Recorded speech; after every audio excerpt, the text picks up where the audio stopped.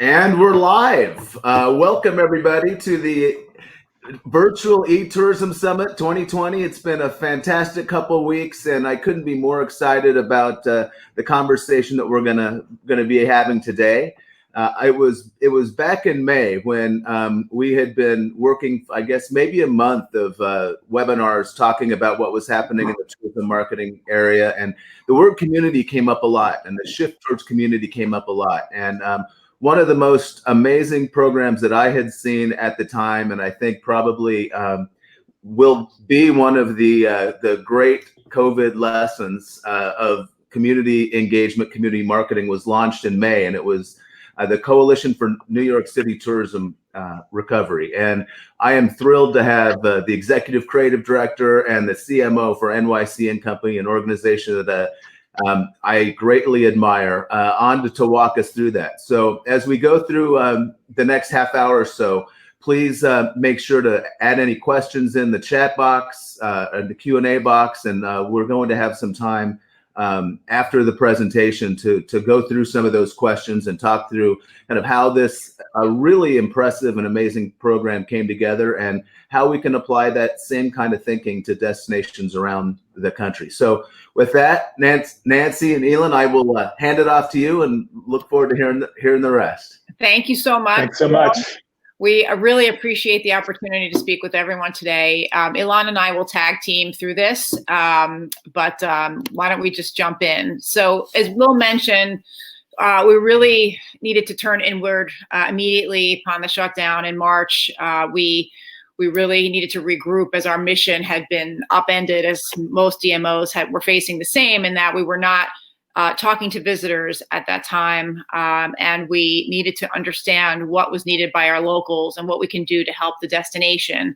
So one of the first things we looked at was a coalition that we formed for New York City hospitality and tourism recovery. We gathered our experts, friends, colleagues across all of our tourism sectors, many who had been involved in our recovery effort post 9/11 and beyond, that really were the brain trust to help us understand, what was needed first and foremost, and then how can we find our way out of this situation.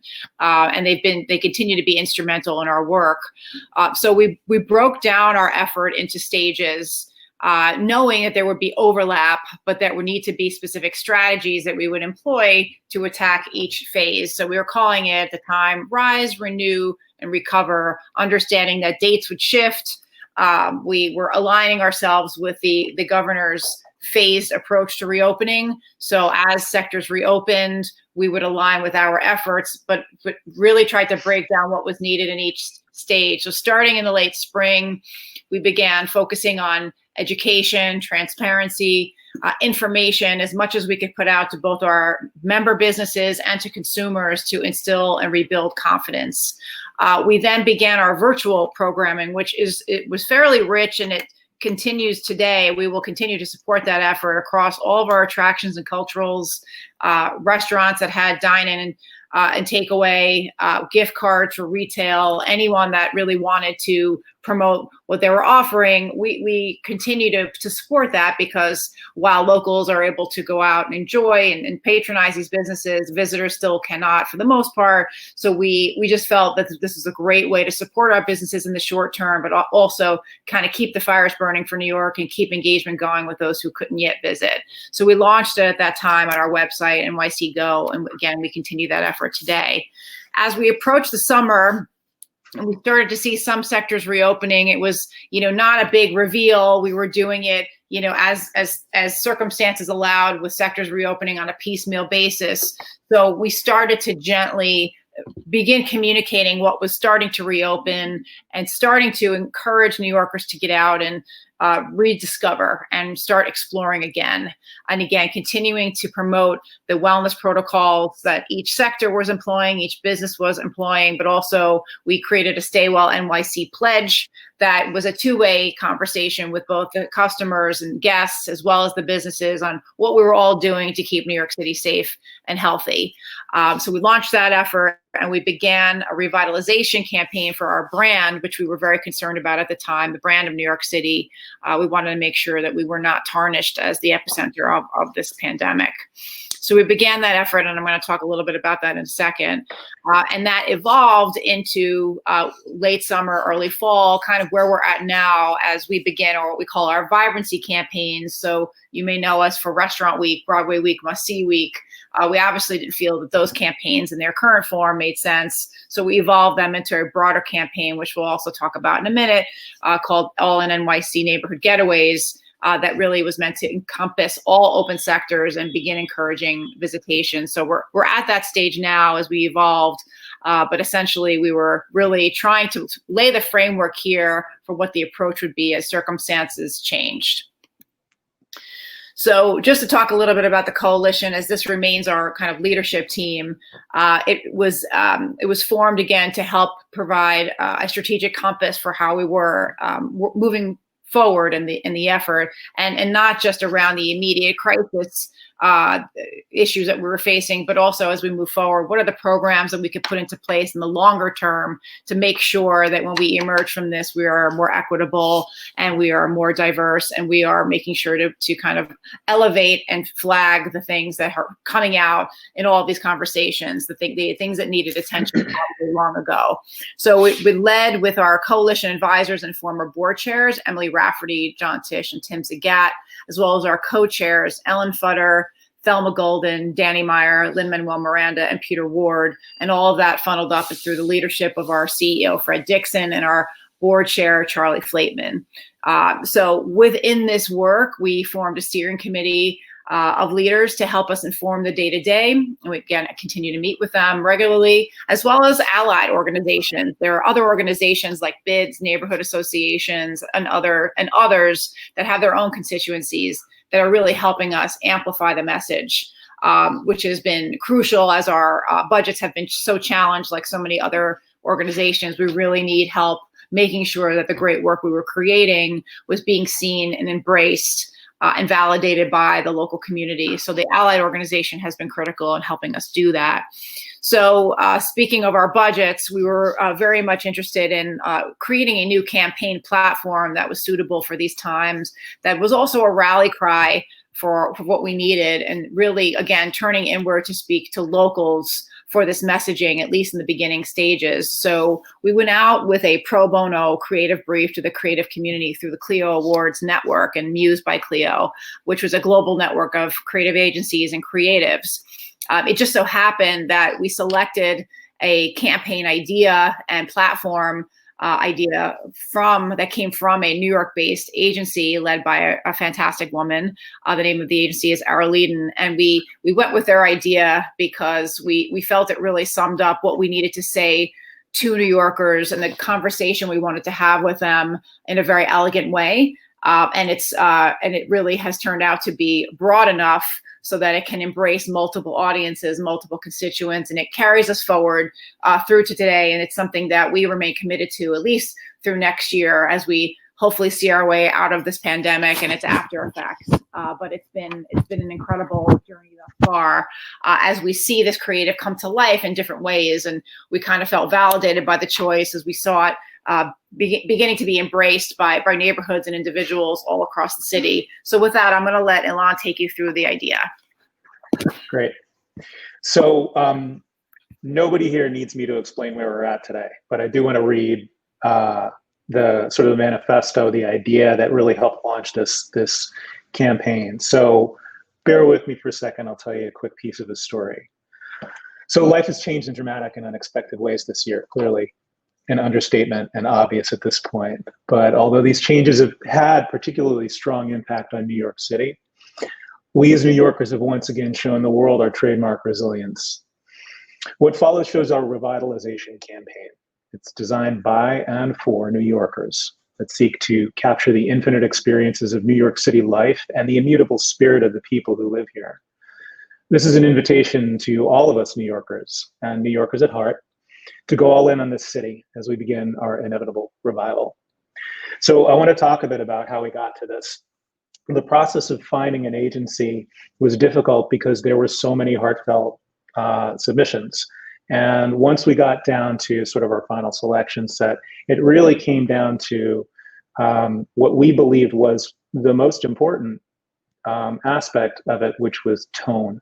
followed by flexibility. And so, how do you create a campaign that speaks for all New Yorkers? How do you create a campaign that, competes with what everybody knows and loves, which is the iconic I Love New York campaign? To answer the second question first is you don't. That served a purpose. And so our goal wasn't to redo the I Love New York campaign, but it was to sort of come up with sort of what is today's essence. And the RFP went out at a time when I think, for all of us, in some ways it's hard to imagine, but in some ways it's still very raw.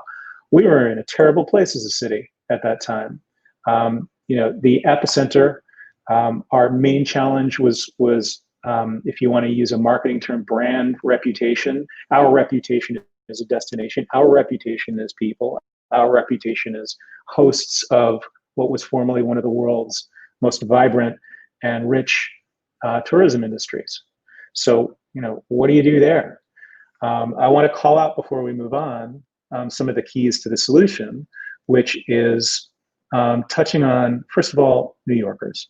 One of the things we realized, as Nancy said, was our first step needed to be to get New Yorkers to, to really take pride in themselves or recognize and celebrate ourselves, because we are New Yorkers too. So that's where the notion of resilience comes in, the notion of revitalization, as well as retention, which is a word that's not in here. But as we work with other constituents like the EDC and the rest of the city, we recognize that, people did flee the city. And part of what our mission was with this was to remind people, this is your home. You have made this place your home. And especially for the people who couldn't flee the city, which is the majority of the city, it's, we're all in this together. And then the two things to really call out in this is the notion of infinite experiences of this city and the immutable spirit. So when we went through, choosing our agency and making our selection, that's how we ultimately got to All In New York City. It's something that we fell in love with as soon as we saw it. We immediately gravitated towards it. And we shared this, the finalists part with our board, with a number of people, collected a bunch of feedback, and it was universally understood that this is a rallying cry that already, exists in our heart as New Yorkers. So we don't necessarily look at this as an ad campaign. This is, something that, an ad campaign is designed to change behavior or change people's minds or, inform, generally speaking. What this is just a reminder of what's in our hearts. So we didn't have to, do what we were doing if we were launching a new flavor of peanut butter or something like that. This is New York City, and we live here for a reason. We're here, because we're meant to be here, and that's what we wanted to access. And so we were very clear about the notion of trying to solve with a deceptively simple solution an incredibly complex problem. And again, that's where this fit in. So again, this is in all New Yorkers' hearts. Two, what it does is it covers all of the experiences that we're trying to capture here and that we know that we need to start to capture again in the future, which are certainly the tourist draw, the visitor draw. What are all the experiences that you see as a visitor? But even more importantly for the earlier parts of the campaign is the experiences that we have as New Yorkers as we experience our own city. So we're going to talk about our Neighborhood Getaways campaign later. But from the outset, we knew, once we knew the impact and the sort of devastation of of our industry, we knew that when we started to rebuild, we'd have to rebuild with New Yorkers. That the most important thing that we were going to have to do is get New Yorkers to go out of the front doors of their buildings and explore their own neighborhoods and then build from there, as you saw in that first slide. So the notion of All In sort of helps to present the city again as, this city is a place for you to experience anew as a New Yorker. And as an aside, there's been a lot of articles that have been written about New Yorkers suddenly realizing that they live in a tourist town, and now's the time for us to get out there and to start to experience the city in ways that we never have before. And then the other point that we needed to make with this campaign that All In does, that it gives us the broad platform to do, is that we as New Yorkers have all had our own unique experiences. My experience is different from Nancy's experiences. People who live in Bed-Stuy's experiences are way different from people who live in, the shores of Staten Island or City Island in the Bronx. And so, with events that we couldn't foresee, like, the death, the murder of George Floyd, and all of the protests, and the intermingling of economic and racial injustices, that really put a spotlight on, we have to be very careful with our voice. We have to have a platform that we can tonally support, keeping in mind that we are not a city organization, we are not a social justice organization, but we do have to understand everybody's point of view, and we do have to be able to support and aim our efforts in the right way. So again, that's the flexibility. And then ultimately, the last point that I'll make with All In is that it's not only applicable for New Yorkers, it's that anybody who is a New Yorker at heart, which really is the basis of the success for us as a city, as a tourism destination. You can be, you can be a New Yorker at heart from Osaka or from Sao Paulo or from the south of France or wherever. You can see this and you can grab onto it, and you can sort of express your own and hook into your own love of the city. And again, that's what we want from a rallying cry. A very, very simple, deceptively simple solution that opens it up to all manners of expression.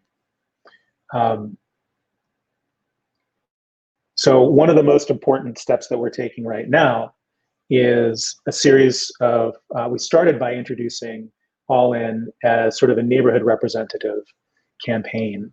So what you're going to see next after this slide is how we launched the campaign using social video. We moved into social video in a new and more robust way than we ever had. We put more money than we've had before behind our social campaigns for a number of reasons. One is that, people were stuck inside and people were on their screens, but also we felt it was the most direct route. And we really needed to get our message out there in a big way. So the whole campaign is built around New Yorkers. It's built around, again, our infinite experience and our immutable spirit. You can see here is a sample execution of how we start to incorporate and change up the hierarchy of All In to include neighborhoods. And then later you'll see how we changed up the hierarchy of All In to include sectors and businesses and profiles and people, and it's ongoing and we're still building it. So I'm going to shut up now and we're going to go through a series of these videos, and I hope you enjoy them.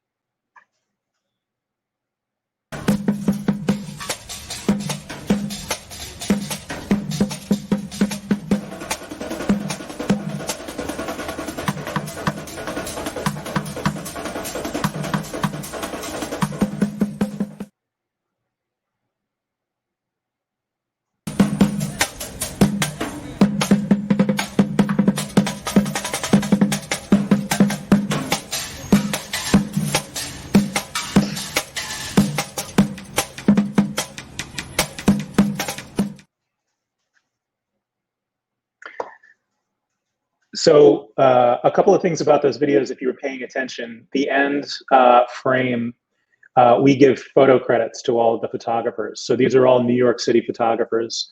They're New York City photographers of a wide and diverse background. And the photographers that were familiar with all these neighborhoods that we were in. We made this too at a time when we had no idea how we're going to make films.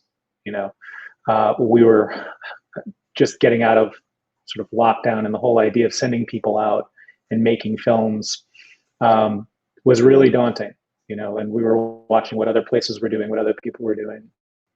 But we really had an amazing crew working with a creative agency in such a great collaborative way and leveraging all of our contacts. That was sort of part of the secret to understanding where to go and who to work with. The other part of this campaign at about the same time was something we called opening up. And what we wanted was to work with some of our subjects, our members, and non-members actually, to tell us about their business experiences during COVID. How have they been surviving? What have they suffered, to be honest? As tourism destinations, we tend, certainly in the before times, to really be cheerleaders, to be good news representatives for our destinations. We want to tell the best stories, the most positive stories. So in addition to shifting our audience from the globe to the 5 boroughs, we also had to shift, how we were comfortable with telling our stories. So we always need to be positive, but we also wanted to make sure that we were being honest about what we were talking about. So opening up was our first foray into that. And that was a UGC campaign. And here you see one of our members, the Bronx Beer Hall, talk about in their channels and in our channels, which we helped to promote, what is their story? So what we started to see here were the themes that we are working now with our portraits, which we'll show in a second. And those are about community. Those are about resilience. Those are about, how are people facing challenges, not just from a business standpoint, but from a social standpoint. So, we have all sorts of submissions here from businesses that not just talk about, well, this is what we did as a business, but this is also what we did as community members. So setting up and helping food banks, or getting, PPP out there, or protective gear out there, and really coming together in surprising ways as a community. So these are up now, and if you do a search on the hashtag #AllInNYC on Instagram, you'll see a lot of these come up. And that was another thing that we did, was we put the hashtag #AllInNYC out there in everything that we did. And I'm just going to fast forward really quickly to something that we learned today. Our whole approach with this was to allow everybody to adopt All In. This is an open source campaign in a very meaningful way. So we worked with our economic development team, which is a different department in the city. We worked with others. You'll see it. Nancy will take you through our toolkit that we put out there. And our hope was that people would adopt it. It needed to be adopted. We're too small an organization and too limited in our resources to get the reach that we wanted. And so the adoption before that we mentioned, we certainly got surprising and wonderful things like, the New York Stock Exchange had us in to ring the bell one day and lit up all of Times Square and lit up all of their billboards. But the most surprising thing that happened, we saw yesterday, was Kate Spade just did a wheat paste campaign using the All In graphics and sentiment, and has completely taken it and run with it. And we didn't even know it. So in that respect, talking about community and adoption and people literally being all in, we're starting to see some really, really wonderful things at a street level in New York City. So what I want to do, again, before I talk too much, is get into where opening up took us, which is into now what the latest edition of this campaign is, on the All In side, a series of portraits.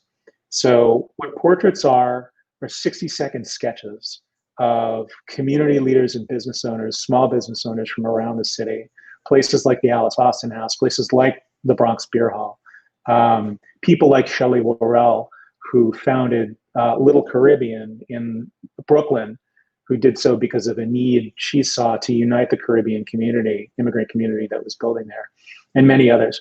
And it's a series that we're going to continue on as well. So I think the series from this point on will speak for itself. We can go to the next slide and shoot up that the portraits video.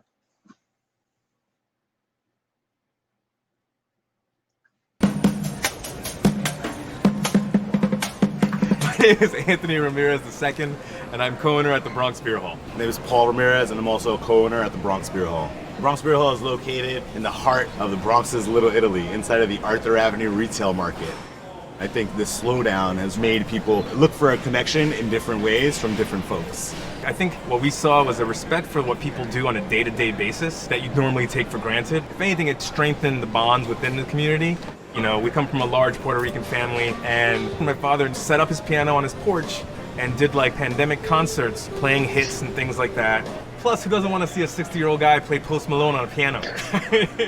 You know, unfortunately, we had to lay off our staff. Paul and I, basically, right back where we started with the beer hall, we became bartenders, /owners, /managers, /runners, all over again. You know, beer halls are inherently communal spaces. With 6 feet between one another, I think we're still achieving that. So you could see how we overcame the sort of the question of how do you film. Just as a side note, in terms of how we did this, we did it with a very small crew. We did, as you see, all the interviews were done through Zoom. We have one sound person on site just to make sure that we caught the sound and that it didn't blip out from Zoom. But everything else, we shot B-roll afterwards. You know, sometimes meeting up with the subjects and seeing all of the places. We really felt the need to show the neighborhood. And you can find all of the portraits on our site. Just head to our homepage, nycgo.com, and there'll be a link to the portraits page on the front page. So with that, what I want to do is hand it back to Nancy, and she could tell you, take us from our toolkit into how we made this a transactional, how we moved this into a transactional phase, which became really how do we literally support the economy of the city? How do we keep our constituents going? Great, thank you. So as Ilan mentioned, we developed a toolkit that we continue to update, much like we did around World Pride last year. We really wanted to paint the town proud, expecting upwards of 2, 5, 10 million people to come in for that celebration. So we wanted to see if we could really get the branding and the welcome out into our member businesses and beyond. So we followed the same template and developed collateral and templates and graphics and video tips. So if you wanted to participate in our opening up series, how to do that, merchandise designs, all kinds of things that could be taken and extrapolated into separate programs that connect to All In, which again, to Ilan's point, has really started to take off. It's been great to see various bids take it on and incorporate into their own programming that they're doing at a local level, to see the beginnings of collateral out there, signage at Rock Center. Flatiron bid took it, the Nomad bid is taking it and running with it. So we're really beginning to see that prosper. And I think it's a testament to, again, the simplicity and the power of the idea. So we're really seeing that now in earnest, and we want to continue to encourage use of the toolkit as we're moving forward, and adoption of what All In means, and it's continue to see that grow, and use of the hashtag growing. So again, it's been great, and I think we're hitting our stride at this point as it relates to that. So as we touched on earlier, we took it out of the sort of brand level and the revitalization level on September 15th with the launch of Neighborhood Getaways as a replacement to Restaurant Week and Must See Week. We opened it up. It's one of the biggest campaigns we've ever done. We're putting as much as we possibly can around supporting it, but it's allowing the members and non-members of NYC and Company to submit an offer of some kind on our website. So if you were to go to nycgo.com, you'll see it. And it's basically a help to the business in order to get the word out on what they're doing. Doesn't have to be a discount, doesn't have to be a 2-for-1, doesn't have to be a prefix. We're removing the restrictions. It's just meant to be useful for the businesses. And it also starts to do double duty for the consumer and helping to navigate what's open. We really weren't seeing any place that you can go to sort of navigate, well, what's open in New York City and what are they doing and who's got outdoor dining and who's got this or who's got that. Google's even, I think, having a hard time keeping up with that. So through this work and through the relationships that we have with the business community, we're literally working with our membership team to work the phones and get businesses engaged, understand what they're doing, encouraging them to update their profiles, encouraging them to post an offer, because it's free to join and we're putting marketing muscle and media behind it. This is where the rubber really meets the road for us. This is where we can really support traffic and sales to these businesses. So we're encouraging and we're doing whatever we can to give them the tools they need to make this program a success. In addition to the offers that they've brought to the table, we also have our global partner, MasterCard, who's come in with a pretty robust statement credit offer that's allowing up to $100 back to each consumer. So it's $10 back on every 20 that you spend on an experience, so an attractions ticket, dining, etc., and $25 back on every 100 spent at a hotel. We're really pushing the staycation message. It's a great way for locals to get a change of scenery and a great way for us to support our hotel community that really needs it right now. And this is a living, breathing program. So our goal between now and the end of the year is to support this program, to make sure that every business who can join is joining. We're able to upload new offers every week. It will extend at least through the end of the year. We may bring it back next year if the climate requires us to, or we'll pause and we'll come back when Broadway returns and live theater returns. But really, we want to make sure that we are encouraging more businesses to join. We have about 220 businesses in the program now and counting. We have new ones coming on every week. So we're spreading the word. Any business literally that has an offering can join, and it is free. And also we're spreading the word, obviously, to consumers to help get out and support their local businesses to make sure that they survive this time. So this is a living, breathing campaign that we hope only continues to grow. So please spread the word if you can to both your friends in New York City who are living here and looking for a new way to experience the city with some great value, and also any friends that you may have in the business community within our sectors who could possibly join. It's a fairly simple process, and it allows us to amplify what our businesses are doing. So we created kind of a hero spot around the campaign, and also sector-specific spots that if you're really looking for dining options in New York City, or maybe you're looking for a restaurant week and you want to know what's going on with the dining landscape, you'll get served up with a restaurant-specific ad, a dining-specific content, and so on. And we're really trying to drive people back to our website to get them into the fold because we have a new web personalization tool that's really helping us to serve up the most relevant content to those that are looking for it and get folks into our fold, our email system, so that we can keep engaging with them. It's taken our efforts to a new level, and we want to make sure that the ad campaign helps strengthen that. So what we're going to show you are some of the ad creative that we have across the campaign. As you'll see, we have attractions, dining, retail, and hotels.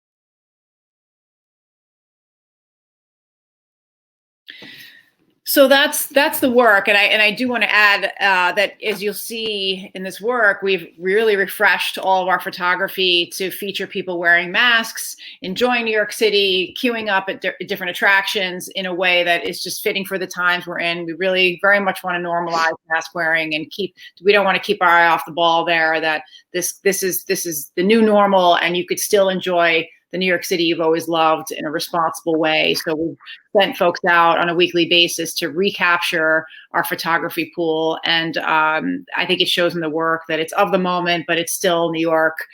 We still have the same great attractions and things that you can enjoy. And it's been great and opportune that we've been able to highlight some of our outdoor attractions and our waterfront over the summer months. And we'll be evolving that as we move into a more seasonal promotion later in the year. But all of that photography is new. And, you know, we really have to thank our family and friends, our photographer network, who have in large part donated or given us very reduced rates for their work, which we couldn't have done this without that assistance. So that's the campaign, and we are continuing to promote and push and focus on making sure that this program is widely seen and adopted by both businesses and consumers. And we look forward to seeing what's ahead for us as we get into the new year, and we'll continue to monitor conditions and travel restrictions and what's going on with visitation and respond accordingly.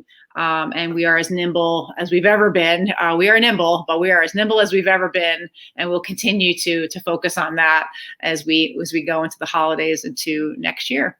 So thank you so much.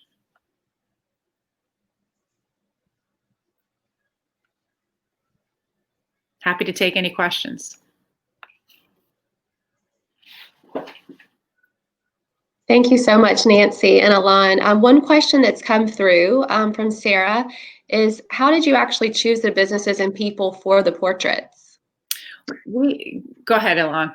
Yeah, so we have a couple of mandates, a few mandates, but one of the most important is a 5-borough mandate. So we start there.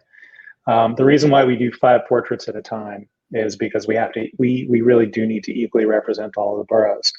Then it's a question of going through our membership roles, talking. We developed the initial list with the agency partner, with Era Leiden. So it was, you know, who do we think is interesting? What are the most interesting stories out there? So, for example, you know, our first one was Bronx Beer Hall. Anthony Ramirez happens to be on our board. He's such a great guy. We go, you know, I consider him a friend at this point. So that was sort of an easy one. But then we had the suggestion for Casa Magazines, which is a shop in the East Village that's renowned amongst fashion photographers and magazine editors and all that. They're not a member, but their story was really interesting. So that story, for example, was COVID. They were actually ordered to close by the governor. And then the fashion and editorial community came together, and they actually made an exception for them. So this tiny little magazine shop, you know, that story right there is you know, compelling. And then what they did with their community. So it's kind of, we also have a pretty robust editorial, you know, the editorial staff's minds. Like we know what's sort of around the city and what's happening in each neighborhood. And it's very similar to an editorial pitch session where, you know, we triangulate with membership, we triangulate with what we think are really interesting stories that should be told. We also, you know, another important piece of criteria is what's going on now. So when we talk to people like Shelley Worrell or to Laval Bryant, who works at the Brooklyn Museum, the whole notion of culture and race and expression and identity comes into it too. So, you know, it's just keeping our minds open and going through, you know, what we know and hearing from other people. Yeah, it's a human interest story at the end of the day. So we're trying to find interesting stories of people that have pivoted their business or, you know, helped the community or really been impacted. You know, we're trying to show all the different ways New Yorkers have demonstrated what it means to be all in. So we've done 2 waves. We're looking at the 3rd and hopefully more after that. So we remain open. We're really just trying to find the most interesting human stories at this point.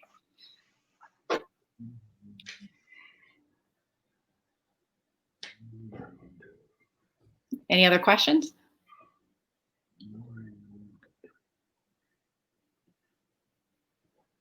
I see that Will's looking to join in right now. Actually, we have a great question from Lori Jo Miller-Farr, who happens to be the editor of the Travel Vertical, which is a great weekly publication that eTourism Summit sends out every Wednesday morning. She's just wondering, what about winter weather? What are you guys thinking there? Well, we're all dealing with the same challenges in every destination. So it's, in terms of our programming, we're just doing what we can to support these businesses as they adapt to the challenges before them. We just continue to hope that more indoor capacity continues to be opened, and that they're able to welcome more guests as time moves on. We know that outdoor dining will continue through the end of the year, so there's accommodations being made for that at the individual business level with heaters and tents and such to accommodate. So we're really here to support those businesses as they do what they can to work against the weather and all the other challenges. So we're it's very difficult to plan ahead for all of us. So we're just kind of taking it in chunks, and as the businesses are adapting, we just want to continue to support that. Oh, that's awesome stuff. I apologize for my AV issues here, but I wanted to take a step back. We're having a hard time hearing you, Will, I think. Oh no! Can you Oh, hear there me you now? go. Yeah, we can hear you now. All right. I had to come in audio. So I'm fascinated by how you all set up the structure initially. As you all built this coalition, it was much broader than a board of directors meeting. I mean, it was kind of everybody on board for, and then you really did the open source from day one. Can you explain the thinking of kind of going open source versus what you would traditionally do of owning the brand and owning the direction? I think we still did own the brand and the direction, and I'll let Alon speak to that. I think we were just trying to gather as much assistance and input as we could, and I think recognized that we needed the help. We also had to furlough over half our team as a result of the challenges that we were facing with our budgets. So we really were kind of banding together as a core team to figure out what we need. So I think we've been open source in the sense that we are opening ourselves up to help as many businesses as we can in terms of the programs, and not, typically our programs would be available to our members, which we have just about 2,000, and that's sort of how we provide value to our members. But in this case, we've definitely opened it up in terms of who can post their virtual programming, who could join our vibrancy campaigns. But the coalition has been support, and a lot of the folks that are on the coalition are our extended friends and family and folks that have worked with us in the past. But we also opened it up to new perspectives and voices. I think we felt like it was needed, and we felt like we needed the input and different points of view to get us through this. There were some comparisons to 9/11.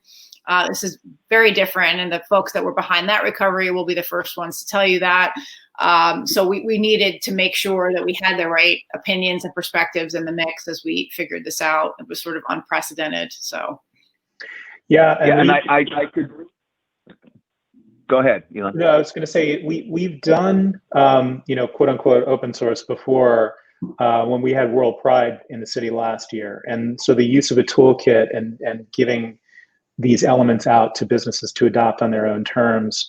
What we found was make a simple system, make a recognizable system, make a good system, make sure the message is clear, and then get it out there. So partner adoption is a big part of what we do. It's a big part of our DNA anyway for these big citywide things. And so learning from Pride last year, applying some of those same processes and ways of doing things this year really helped us understand, give people the tools for a compelling message, and give some guidelines, be okay with what they put out there, and celebrate the wins.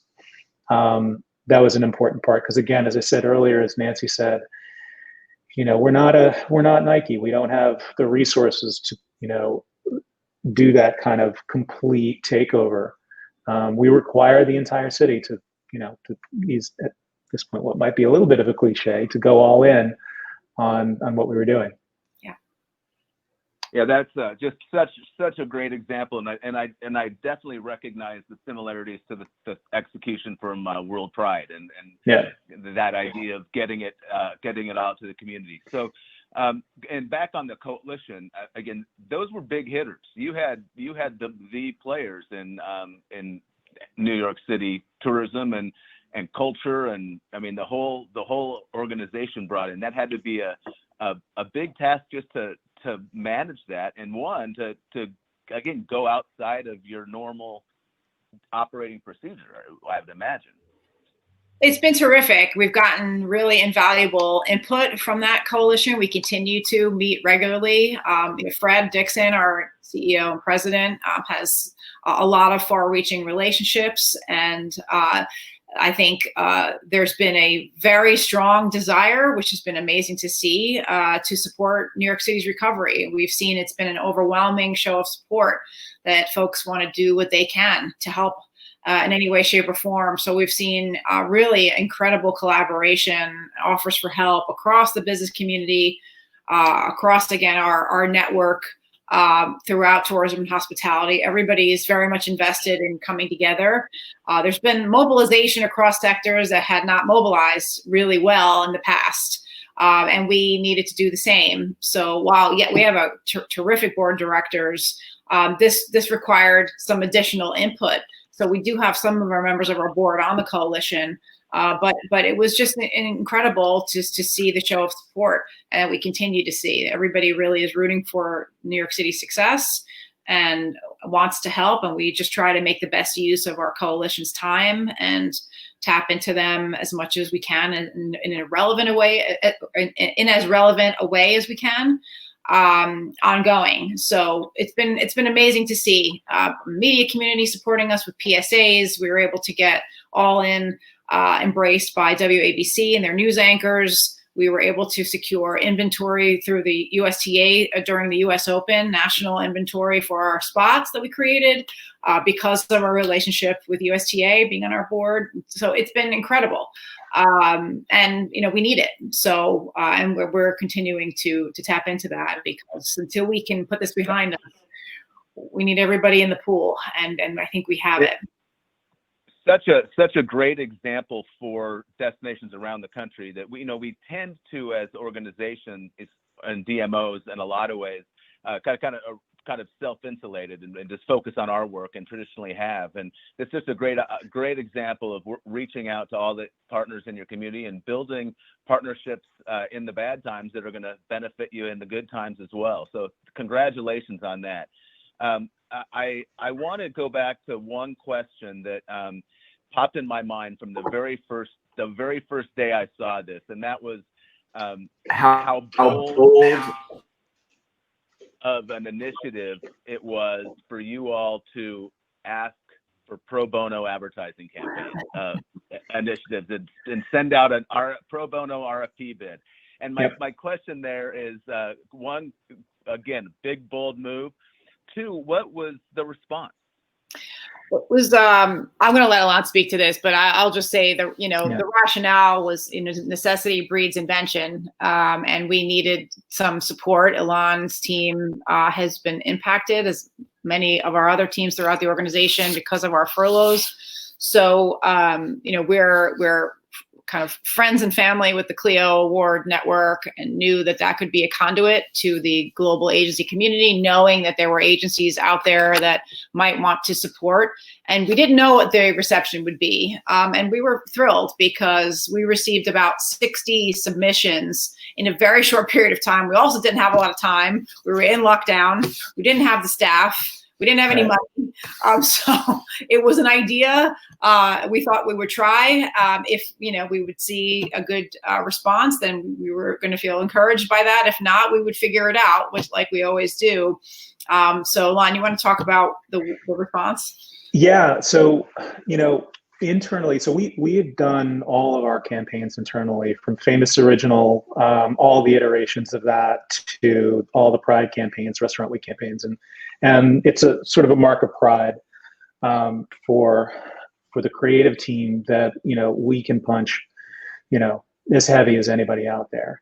I think for us in confronting this, we also, though, realized we had to admit the need, not just the need for ourselves to partner with fresh eyes, but also the opportunity to give, to get some new voices out into the world. And so, while on the one hand it was very different from our approach, and we like being our own authors and collaborating, at the same time, we were looking forward to working with, a whole other set of creative tools. And it was a relief, as Nancy said. We were in lockdown and very, very short staffed. So that was the internal. The internal. That was very positive ultimately. Externally too, we got a lot of responses. I will say, and I have to admit, I did get pushback from a couple of agencies. The main pushback was, "Oh my God, how can you ask for free work at a time like this?" And my response was, "I don't know if you understand what's going on here, but we're all being impacted, and what we're asking for is an opportunity for people to help, to come together, and to volunteer. It's your choice whether or not you want to participate or not. But and I was very open with what we were going through as an organization and what we were going through as a creative group. It became very important to me to provide that authenticity. And these were one-on-one conversations, and they were only one or two of them. But I thought it was very important to point out that, while most of the submitters got it and really relished the opportunity, the most of which being Air Lead and our partner, who hands down just totally got it. Yeah. For us, I think it was very important, for me especially, that the creative community understood where the RFP was coming from. Yeah. We weren't some monolithic group that has tons of money. Right. Right. And you ended up with a New York agency, and that was not necessarily by design, but that was because you had, I assume, responses from all over the country. We had all over the world. Over the world, yeah. We were one of the reasons why we went through Clio is they're a global network. We knew that going in. So, but we tried to decouple the agency's origin with the strength of the idea. And yeah, it was just poetic that we ended up with an agency that's owned by a tremendous, fantastic woman. And it's located in downtown New York, Arleden. And they really did, to Ilan's point, get it. And we continue to work with them outside the confines of the initial brief. And we consider them partners and friends because they really mobilized, and they were also New Yorkers that wanted to help. And we did see that across the board from several submissions and different folks, wherever they came from. I just want to help. I'm a creative. I need to express myself. Even the exercise of going through the brief for many was a comfort, that they could go through this exploration and come up with ideas that could potentially help. Even if we didn't select them, they felt that exercise was healing in some ways. And so, we're very touched by that, and understood that could be the case. And we wouldn't get every agency participating, but it worked out that we got the idea that we needed. And again, I think it's evident in how it's been embraced, that it was the right idea. So yeah, it was just sort of lucky that we ended up supporting a New York agency through the process. And I just wanted to add congratulations again. Thank you. Thank you. Go ahead, Elon. You can. No, I was going to say just very quickly, this is not also a traditional agency-client relationship. What happened was a very sort of blended merger of the two businesses together in a way that I haven't experienced in 30 years, and that I think really shows how just Inuit all sides were. So a quick question. So early in the lockdown, my daughter, who lives in Manhattan, her and her girlfriend moved down to Florida and spent 4 months with us, and that now they're back. The fact that this led and started as a social media, social engagement campaign, just by looking at their Instagram accounts and their the photos that I'm seeing, the experience in New York seems like it's awesome again. I just was interested to see what kind of UGC engagement you guys ended up getting from New Yorkers. Yeah, we felt it was important to start the campaign at a very grassroots level. We didn't want to go out with celebrity influencers right away. We thought it was important to have a groundswell amongst locals. This is for them, and we needed them to embrace it. So we have, I think, about 4,500 and counting uses of the hashtag since we launched that component of the campaign. I think it's 4,600. We launched that part of the campaign in July.